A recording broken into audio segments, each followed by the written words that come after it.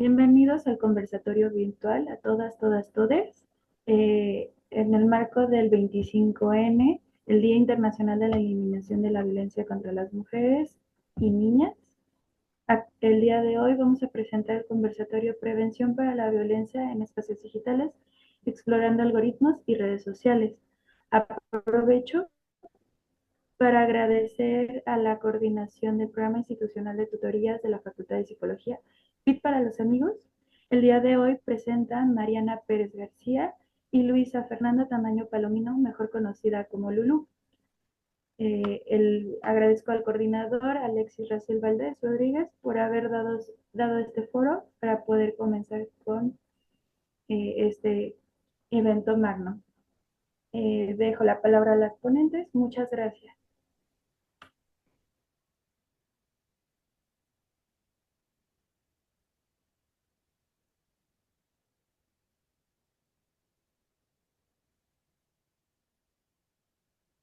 Bueno, primeramente necesitamos saber qué es la violencia de género.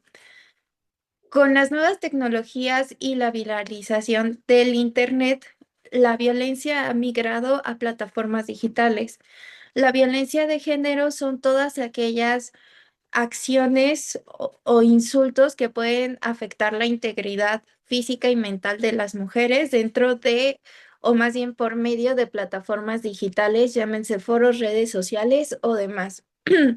Pueden ser desde insultos, una forma de ejercer control, difusión de contenido íntimo sin el consentimiento de la persona. Es necesario hablar de violencia de género porque si bien se da en un espacio digital, no se queda ahí.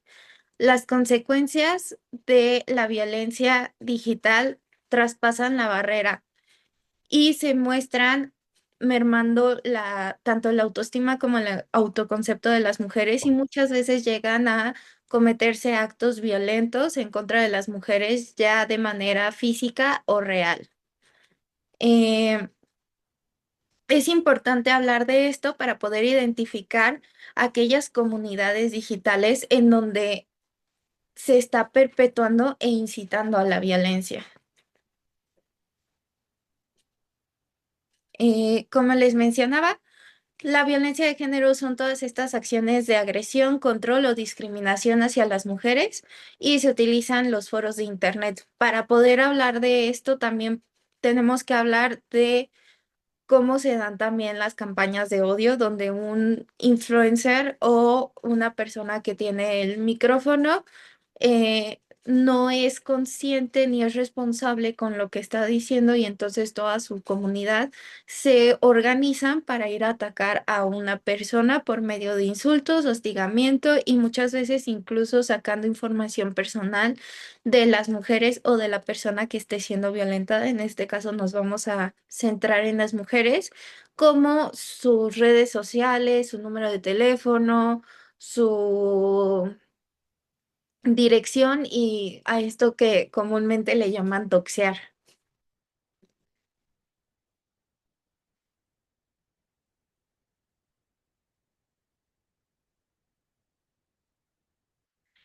Eh, la violencia digital llega a ser tan peligrosa como la física.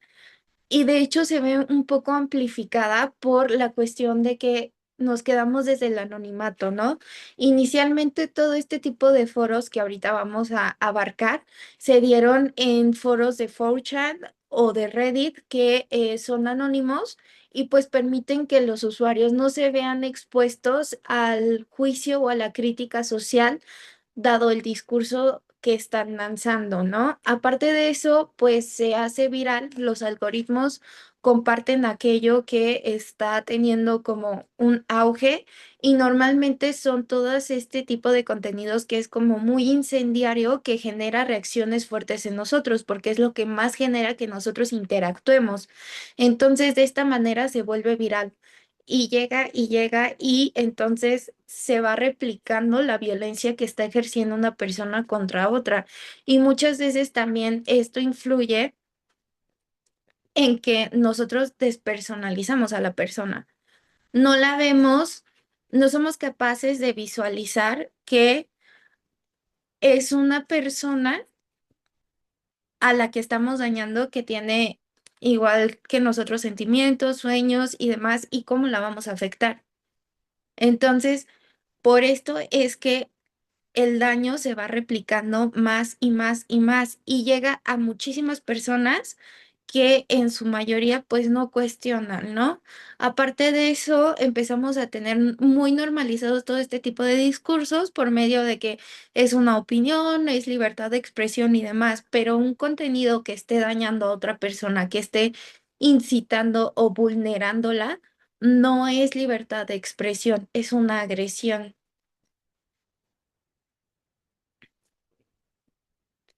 Bueno, para poder hablar de todo esto, principalmente vamos a hablar de un fenómeno que se llama manósfera, de todo cómo surge y su estructura. La manósfera es un ecosistema digital en el que existen diferentes comunidades que se caracterizan por ser muy misóginas. Si bien tienen ciertas diferencias en donde en estas comunidades quizás haya como algunos un poco más radicales que otros, la mayoría se centran en que son muy misóginas y el victimismo masculino. Eh, en este tipo de comunidades se busca como reivindicar de alguna manera o defender o devolver esta situación de poder que anteriormente tendían los hombres. El problema es que una lo hacen replicando roles de género y también se hace atacando a las mujeres.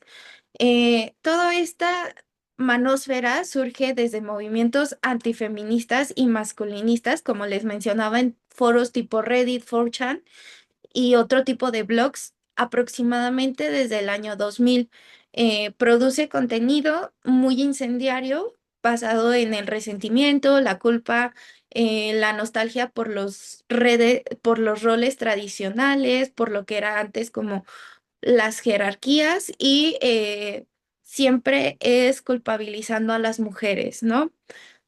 Actúa como un espacio de socialización masculina y también como una red de contención, porque normalmente los chicos que se acercan a este tipo de espacios suelen ser personas que se pueden encontrar en un estado vulnerable, un poco aislados, sin mucho sentido de pertenencia en la vida real o con algún otro tipo de problemas. Normalmente siempre se encuentran en una situación vulnerable.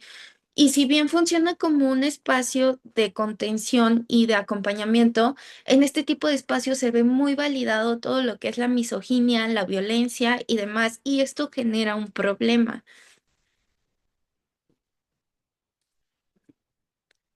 Dentro de la manósfera tenemos diferentes grupos principalmente. Están los Men Rights Activists, que son los que buscan como reivindicar la masculinidad y tener como de vuelta sus derechos masculinos y culpan al feminismo tanto por los problemas sociales como por las consecuencias que están en este momento afrontando, o más bien la visibilización de la violencia que ejerce el patriarcado hacia las mujeres. Entonces, todo eso les molesta y entonces tienen como este discurso donde se culpa al feminismo y a las mujeres por todo esto, ¿no?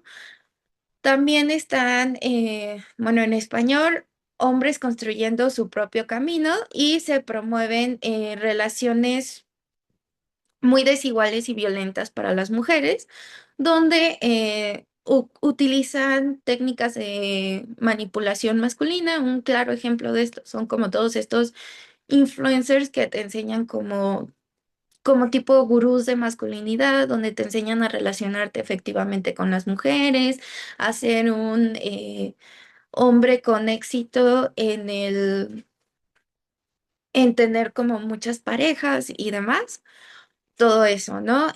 También tenemos la Red Pill, que igualmente se enseñan técnicas de manipulación emocional y sexual para dominar a las mujeres. El concepto de Red Pill nace de la película de Matrix, donde se tiene la pastilla azul y la pastilla roja. Entonces, en este sentido, los hombres pertenecientes a este tipo de comunidades eh, dicen que el saber la verdad de las relaciones entre mujeres, donde se hablan de conceptos como hipergamia y demás, es la pastilla roja. Entonces toman como verdad absoluta el que las mujeres somos interesadas, somos dañinas, que somos malas, vaya. También está la comunidad incel, que nace un poco también de la Red Pill, y incel significa celibato involuntario. Son estos hombres que no tienen éxito al relacionarse con otras mujeres y dado que no tienen éxito en relacionarse con otras mujeres, eh, nos culpan a nosotras como mujeres porque consideran que tenemos la responsabilidad y la obligación de relacionarnos con ellos y no nos estamos relacionando porque no son atractivos de alguna manera para nosotras. Eh, y pues todo esto nace mucho desde la victimización.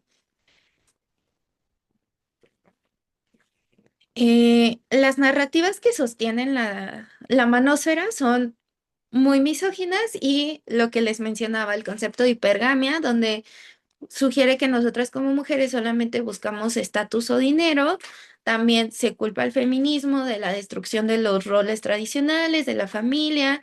Se dice que nosotras abusamos de nuestros privilegios o que incluso estamos quitándoles los derechos a los hombres al nosotras tener derechos y ocupar ciertos espacios, ¿no? La violencia se ve muy justificada, ya sea porque un hombre sufre un rechazo o cualquier situación como mínima, no solamente se justifica, sino que además se incita, ¿no? Entonces, este tipo de comunidades, pues realmente sí son peligrosas. Este tipo de narrativas no solamente justifican la desigualdad y la violencia, sino que la normalizan. Y eso es muy dañino para nosotros como sociedad, porque cuando la violencia se normaliza, deja de sorprendernos. Y si la violencia deja de sorprendernos, no podemos accionar en contra de ella, no nos indigna y por tanto no tenemos alguna estrategia o ya no lo vemos como algo extraño, algo malo que debe de pararse. Los mecanismos de operación, por supuesto que no vas a entrar y te van a decir, vamos a matar mujeres o vamos a violentar mujeres o demás. No, esto se ve mucho desde la violencia simbólica, todo aquello que nosotros vemos como algo muy normal que hemos estado viendo durante toda la vida, como el humor misógino, ¿no? Bromas, memes, sarcasmo, todo este tipo de contenido que busca ser gracioso o se disfraza de humor negro, pero pues que realmente está denigrando a las mujeres, ¿no? Como les mencionaba, si tu libertad de expresión, tus bromas o lo que sea están vulnerando a alguien, ya es una agresión. Se caracteriza también por la victimización masculina. Esto es muy convincente para los jóvenes que se encuentran vulnerables y no tienen las capacidades o más bien las habilidades sociales desarrolladas para relacionarse efectivamente con otras mujeres o con otros grupos y entonces se les da un culpable concreto que no son ellos mismos y se les valida. Por eso es un espacio donde podemos encontrar a muchos jóvenes en condición vulnerable, ¿no? Desinformación, como siempre, se manipula la información, se dan datos falsos, tanto sobre género como sexualidad y feminismo, o se tergiversan, o se dicen como a media. Y lo que tenemos también es un fenómeno que se llama cámaras de eco.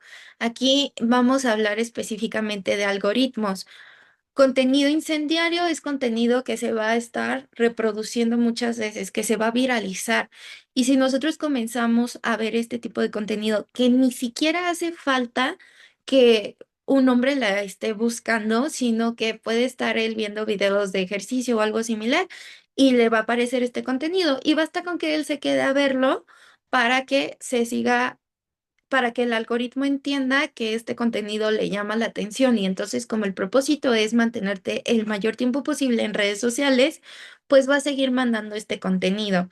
Em, entonces, lo que sucede es que en algún punto te encuentras como atrapado escuchando este mismo discurso una y otra y otra y otra y otra vez sin diversidad de otras opiniones. Este tipo de comunidades son muy cerradas, se premia el odio, se incita a la violencia y no se permite la diversidad de pensamiento.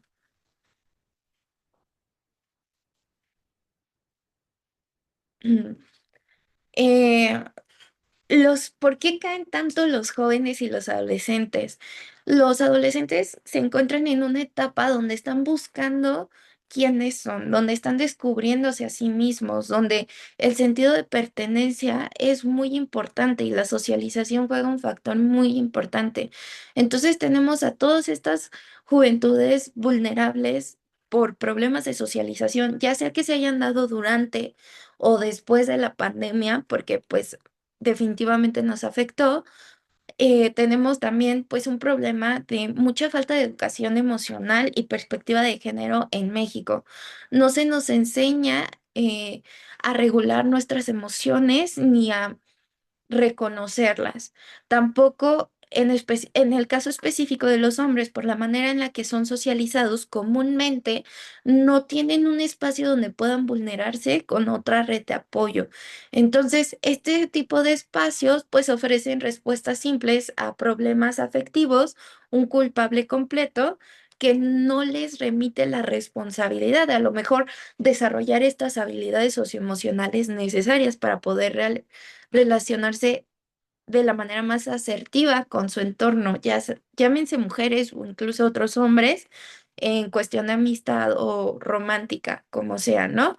También se les promete pues que van a tener una masculinidad mayor, éxito en las relaciones sexoafectivas, además de ofrecer pues este espacio de apoyo y contención y se les brinda bastante validación, pero el problema entra donde se incita la violencia, no se permite la diversidad de pensamiento y, como les mencionaba, los algoritmos que acercan el contenido extremista muchas veces sin que el usuario lo busque. Y el que el algoritmo esté repitiendo una y otra y otra y otra y otra vez el mismo discurso genera que los jóvenes se estén radicalizando. Es decir, que se vuelvan extremistas con este tipo de pensamiento y ya no estén abiertos a escuchar otro tipo de pensamiento. Eh, Lulu, muy interesante lo que nos estás compartiendo. Me gustaría compartir que normalmente estos nombres que se dan a las diversidades de la manósfera fueron categorizados por los mismos hombres, es decir, que estos no son apodos que las mujeres les hayan puesto, sino que entre ellos mismos se han identificado en alguno de estos grupos o pueden clasificar a sus pares con algún tipo de clasificación específica. Asimismo, tenemos que ser bien claros que aunque ellos se denominen entre sí, muchos de los participantes dentro de estas violencias, dentro de esta manósfera, ni siquiera saben en qué grupo pudiesen estar participando o en si estuvieran cambiando a partir de sus dinámicas y de su forma de socialización a través del tiempo. Puede ser que al inicio iniciaran de una forma y luego pertenecieran a otro grupo, tal vez más violento o tal vez menos participativo dentro de la violencia. Me gustaría continuar la charla con la participación. Muchas gracias, Lulu. No sé si quieras complementar algo. no, quería mencionar justamente cómo es que todo este tipo de comunidades se articulan alrededor de la misoginia y nacen como una especie de respuesta ante el feminismo. Una respuesta bastante radical, ¿no? Y justamente tiene mucho que ver con que pues no tenemos educación de género. Las narrativas que se manejan en este tipo de grupos, que si bien pueden tener diferencias entre ellos, pues principalmente se centran en el eje de, como les mencionaba, el victimismo masculino, la idea de que los hombres son los verdaderamente oprimidos por el feminismo o por las mujeres porque abusamos de nuestros derechos, ¿no? El desprecio al feminismo, se niega la desigualdad de género y se ridiculiza también cualquier tipo de demanda que nosotras tengamos por derechos, ¿no? Y muchas veces llegan incluso a ridiculizar o a burlarse de violencia muy fuerte como lo serían los feminicidios y demás, ¿no? O incluso llegan a culparnos a nosotras de que nos esté pasando esto, ¿no? Se le culpa a la mujer de estas formas extremas de violencia o de violencia simbólica que se siguen perpetuando en nuestra sociedad y que pues realmente nos está afectando. Eh, la misoginia dentro de este foro se ve disfrazada de opinión, pero para poder distinguirla tienes que, bueno, tenemos diferentes señales, ¿no? Como el lenguaje pseudocientífico. Va a aparentar ser objetivo para legitimizar los estereotipos, ¿no? Y son todo este tipo de estudios de que, o pensamientos donde dicen que no, es que las mujeres no pueden dirigir algo porque cuando llegan sus días se vuelven muy explosivas o son muy sensibles y este tipo como de situaciones que realmente no tienen un sustento científico y no son ciertas. Utilizan el humor y la burla, e incluso se hacen chistes tanto sobre violaciones como manipulación, se nos denigra y se nos ve como algo inferior, se nos desprecia. Críticas a la expresión femenina, en vez de atacar el discurso de muchas mujeres activistas que se encuentran en algunos foros o redes sociales compartiendo sus ideas, se les ataca por su tono de voz, por sus emociones, por su apariencia sobre todo. Y aquí es donde se ejerce control y es otra forma de violencia digital, donde se le está diciendo cómo debe comportarse, cómo debe de ella ser mujer, ¿no? Obviamente viene todo este asunto de la deslegitimación al feminismo y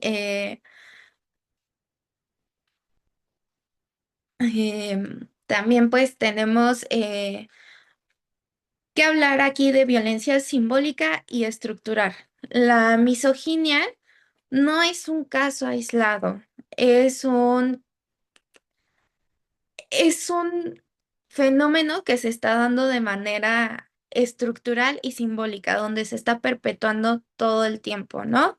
Tenemos tanto los discursos globales replicados en narrativas que circulan en diferentes países sosteniendo el mismo orden, la socialización desigual. A nosotros se nos enseña, se nos educa de diferente manera a los hombres, ¿no? Por ejemplo, las mujeres siempre estamos relegadas a un rol como en la sombra, como de cuidado, como más un acompañante que realmente ser sujetos activos en esta socialización, ¿no? A ser sumisas, recatadas, se nos achacan los roles de cuidado, maternidad, todo esto, ¿no? Y mientras tanto a los hombres, pues, se les da otro tipo de libertades. Tenemos también, pues, que hoy en día las redes sociales ya no son un espacio de entretenimiento, es un espacio donde no solamente se genera, sino que se dirige la conversación.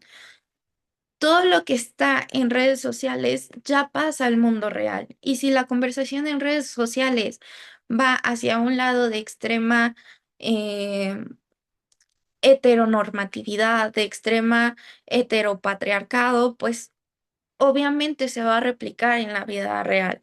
Y estamos viendo estos fenómenos donde cada vez más jóvenes de nuestra edad más o menos en su juventud, pues se vuelven más de ultraderecha y como más conservadores. Y pues obviamente esto alimenta la discriminación, el abuso y la violencia que se sigue replicando y perpetuando.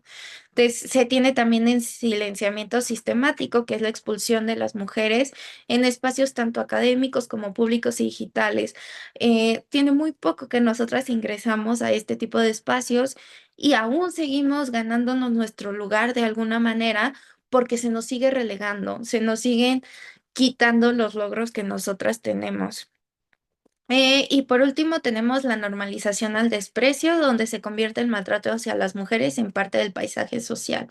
La misoginia es una pieza en el engranaje que mantiene las desigualdades estructurales hacia las mujeres. Eso por mi parte, gracias.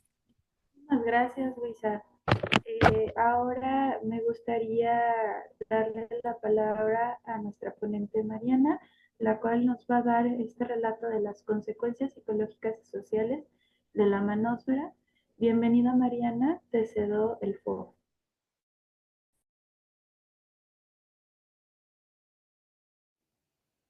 Hola, hola, muchas gracias. Primero que nada, sí me gustaría hacer el comentario que em, respecto a todas estas burlas de la violencia eh, digital, bueno, o sea, como todas estas burlas que hay hacia la violencia en medios digitales, me parece muy fuerte y me gustaría retomar ese punto para hacer mención como del caso de Devani Escobar, que me parece que fue uno de los casos donde más hubo como memes y burlas de este tipo. Em, Pasando al punto de las consecuencias psicológicas y sociales de la manósfera, pues bueno, eh, hay que partir del primer punto que les traigo, que es el reforzamiento de los roles de género. Hay que entender que muchas de las consecuencias van a girar en torno de una polarización que hay dentro de los discursos en cuestión de los roles de género. Estos discursos sostienen que los hombres deben ser fríos, racionales y distantes, mientras que las mujeres deben ser emocionales, son interesadas y son manipuladoras. Este pensamiento dicotómico trae como consecuencia psicológica internalizar que solo existen estas formas de género y van a limitar la forma en la que las personas viven su vida, construyen una identidad, incluso espacios más íntimos como su sexualidad se van a ver limitados a partir de pues esta idea y concepción del mundo tan dicotómica. Dentro de una esfera más grande y más amplia, una consecuencia social importante dentro de este discurso es que se dificulta la equidad y se legitimiza estas dinámicas de poder. Con esto nos referimos a que cuesta muchísimo más trabajo crear un espacio en el que se puedan construir contextos de equidad en el trabajo, en la escuela, incluso dentro de la familia, y la legitimización de las dinámicas de poder se refiere puntualmente a esta parte de ver como válidas todas estas mecanismos que hacen que las relaciones sean desiguales. Eh, Dentro de las consecuencias también tenemos un impacto en las relaciones interpersonales que ya se viene describiendo un poco. Y es que aquí va a haber mucho malestar. Dentro de estas comunidades se puede ver mucho todos esta expresión respecto al malestar que les causa no tener pareja. Y el problema con esto es que de por sí este malestar existe y se hace más grande con todo el discurso y lavado de cerebro que de pronto, por decirlo de alguna manera, este cambio de ideas que se da dentro de estas comunidades, porque al sostener estas ideas, pues les va a dificultar muchísimo más construir intimidad emocional. Va a haber dinámicas de control y de violencia, por lo que las mujeres no van a querer relacionarse con ellos y va a haber una incapacidad de resolución de conflictos. Estos conceptos dicotómicos que describí al principio hacen que llegar a una conclusión, que llegar a una síntesis en un conflicto de pareja sea muy complicado, porque al tener una visión tan dicotómica del mundo y de las relaciones, cuesta trabajo ceder de una manera sana y construir soluciones. Dentro de las consecuencias referentes a la salud mental de los hombres, encontramos principalmente ansiedad y depresión. Encontramos que estas afecciones son causadas precisamente por la presión que todos estos grupos generan ante lo que se supone que para ellos debe ser un hombre.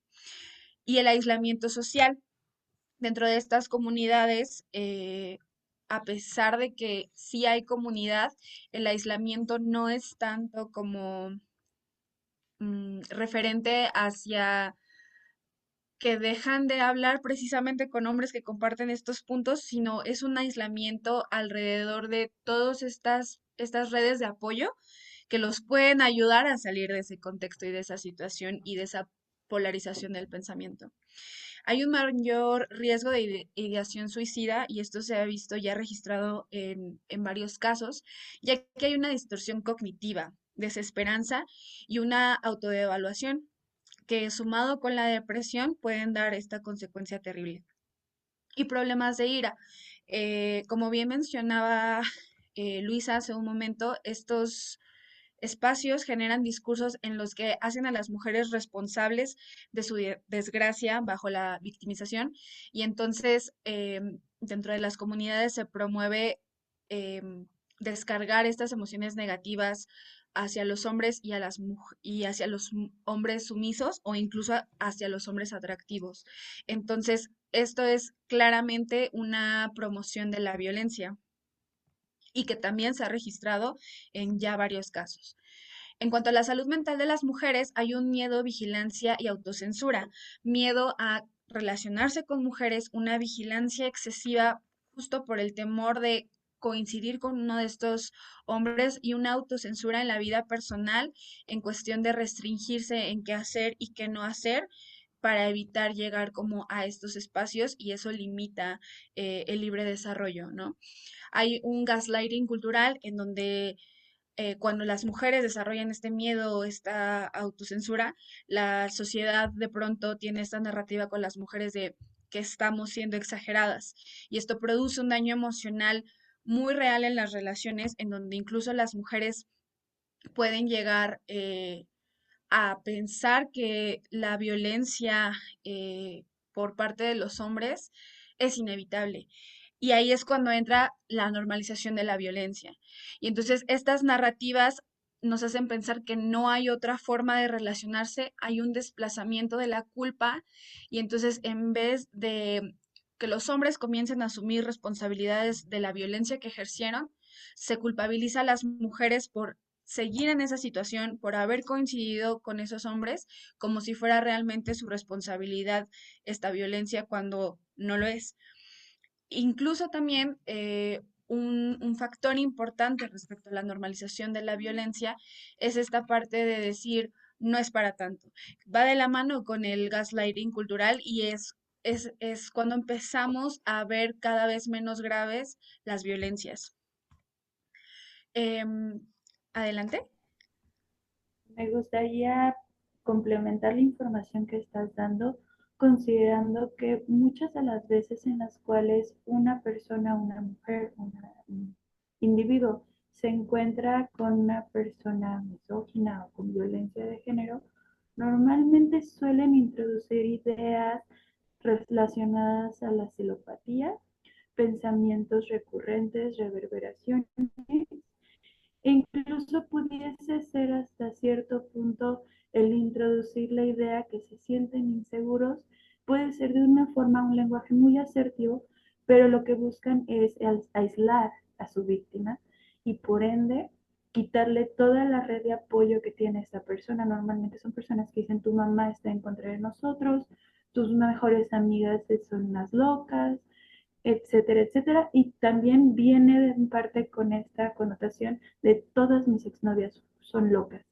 No existe nadie sano dentro de mi contexto amoroso que mereciera el amor que yo les brindaba.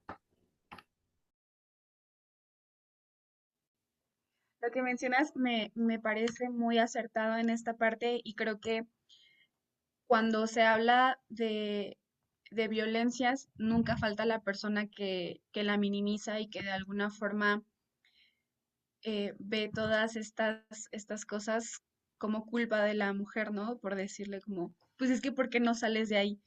Em, Puntualmente en este espacio no explicamos como todo el círculo de la violencia, pero es importante mencionarlo, ¿no?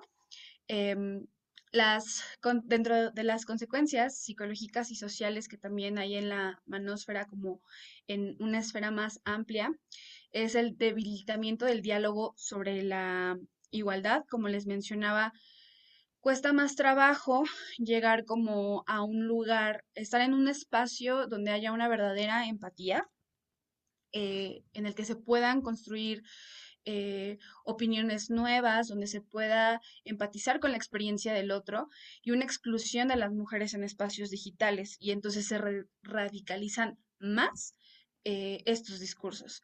Una reproducción de dinámicas patriarcales tradicionales con nuevas formas vitales. Parte importante de dialogar al respecto de esto es que la violencia viene de la misma raíz, solo que viene con palabras diferentes, y eso es lo impresionante, porque al final ahora nos están vendiendo los roles de género bajo el concepto de energía femenina y masculina. Y entonces es ahí cuando nosotros tenemos que promover el pensamiento crítico para entender estos detalles tan importantes.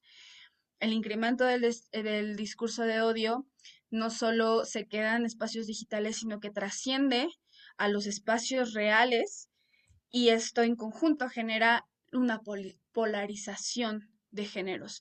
Y entonces hay más conflicto y menos diálogo al respecto. Em, es importante, entonces, entendiendo estas consecuencias, hablar de prevención y estrategias de resistencia. Lo primero que tenemos es una alfabetización digital con perspectiva de género. Tenemos que tener una comprensión del contenido que se ve en Internet, como mencionaba, tener un juicio más crítico respecto a lo que se consume, herramientas de seguridad y autocuidado digital que cada uno tiene que ir encontrando de acuerdo a sus necesidades. La creación de comunidades digitales seguras, que es algo que las mujeres han hecho constantemente, pero es importante que estos espacios también vayan creándose entre los hombres. Quisiera aquí generar el espacio para recomendar una muy buena cuenta que se llama De Machos a Hombres, está en Instagram, y deglute muy bien información de este tipo, justamente para la deconstrucción de las masculinidades. Es importante entender que todas estas estrategias deben estar hechas a través de una perspectiva de género, lo que significa entender que las mujeres y las personas que forman parte de la comunidad LGBT enfrentan riesgos diferentes y que requieren estrategias específicas para protegerse. Recordando que, bueno, se menciona a la comunidad LGBT porque se les asocia con lo femenino, y al estar en el cajón de lo femenino con lo peyorativo de lo que se considera femenino. Entonces, dentro de la prevención también es importante hablar de la educación emocional y las masculinidades no violentas. Por ello les recomendábamos esta cuenta de Instagram, y pues a promover educación emocional, otras formas distintas de masculinidades que no sean violentas y modelos positivos de relaciones. El rol de la psicología y de las instituciones educativas aquí juega un papel importante, porque se tienen que dar diagnósticos y detección temprana. Sabemos que el acceso a un servicio psicológico es un privilegio. Sin embargo, hacemos un llamado a quienes tengan este privilegio y este acceso para que tengan un espacio de seguridad en donde se pueda haber una detección temprana, no necesariamente de que te digan que estás en una relación tóxica, sino a lo mejor también de identificar violencias que uno está replicando a partir de estos discursos que de pronto internalizamos. Una intervención clínica y psicoeducativa que esté basada en una perspectiva de género, porque es importante tratar a las personas, especial a las mujeres, de esta forma específica que mencionábamos, porque las necesidades son diferentes. Y tenemos que entender a las instituciones educativas como espacios preventivos en los que se informe y se dé como seguimiento a lo que está pasando en este contexto mundial. Dentro de esto mismo, deben de haber estrategias que apunten a desactivar los discursos de la manósfera, fortalecer el pensamiento crítico, promover relaciones igualitarias y respetuosas, reducir riesgos de violencia digital y presencial, que haya consecuencias a quienes cometan eso, que vayan más allá de de una consecuencia punitivista, sino una consecuencia de reparación y aprendizaje, ¿no? Cuidar la salud mental de hombres y mujeres bajo las necesidades que ambos tienen y reconocer la responsabilidad compartida entre individuos, psicólogos e instituciones. Por último, nos gustaría como dar las conclusiones. No sé si quieran hacer como algún comentario antes de ellas.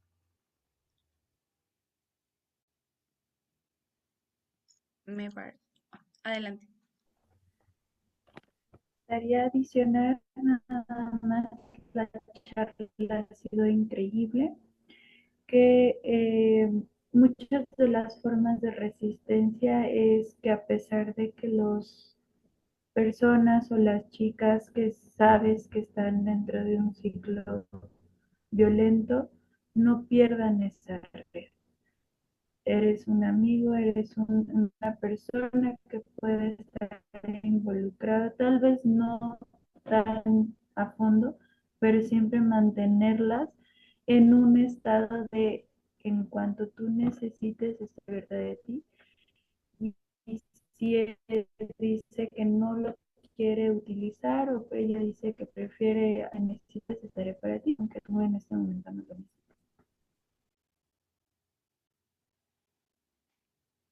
A mí como último me gustaría acotar que es muy importante que seamos conscientes y críticos de todo lo que consumimos, de todo lo que compartimos y de todo lo que replicamos. Entonces, creo que debemos de tener un consumo responsable y muy consciente tanto de redes sociales como de lo que nosotros mismos compartimos y lo que incluso nosotros podemos llegar a decir en estos espacios. Ser conscientes de que podemos estar dañando a alguien más. Y pues también me gustaría decirles que no dejen de visibilizar la violencia, no dejen de hacer ruido y de comunicarse, no dejen de remarcar aquellas situaciones que están mal o pueden llegar a ser dañinas o violentas para otras personas. Siempre debemos de tener este derecho a réplica de poder decir cuando algún contenido está violentando a otros y no quedarnos callados. Gracias. A ti, Lulu. Y bueno, dentro de nuestras conclusiones, entendemos a la violencia de género en espacios digitales como un fenómeno que se sostiene en desigualdades, que la manósfera amplifica mediante discursos que distorsionan la percepción del género, que dañan la salud mental de hombres y mujeres y normalizan la agresión. Por ello, su prevención exige alfabetización en materia de masculinidades no violentas, así como la intervención activa de las instituciones psicológicas y educativas para construir relaciones y entornos digitales más seguros, críticos y educativos.